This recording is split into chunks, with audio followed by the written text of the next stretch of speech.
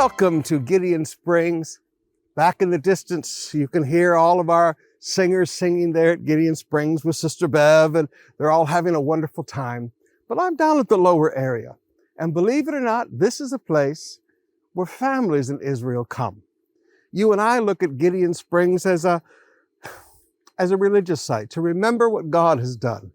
The people of Israel, they look at Gideon Springs as a place where they come and have family picnics, and their children play in these pools that are fed by Gideon Springs, and it's a very beautiful family time. This is the day after Shabbat, so families have gone back to work. But yesterday, this place would have been crowded with families, having picnics together, and the children would be running, and the children would be playing. Right now, I'd like all of you to come with me to the book of Proverbs, chapter 28, verse 22.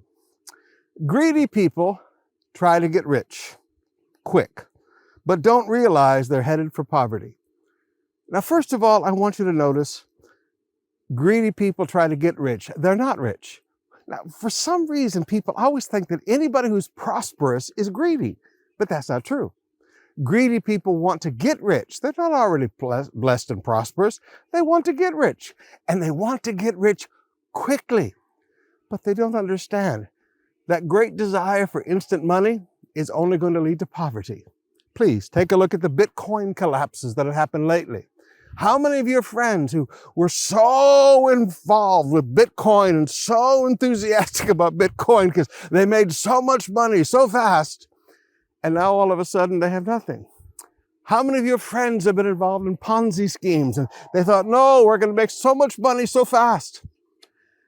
A desire to get rich quickly only and always leads to poverty.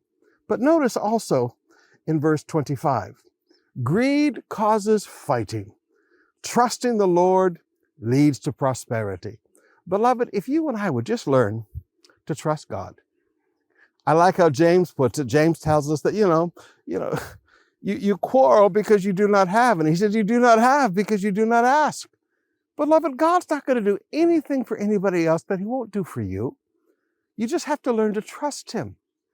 Don't quarrel with somebody because they have something. Don't get upset with them because God has been good to them and they have a new television set or they have a new car, or they have a new home. You should be happy for them and rejoice with those that rejoice. But if you learn to trust God and pray and come before him, he will prosper you also.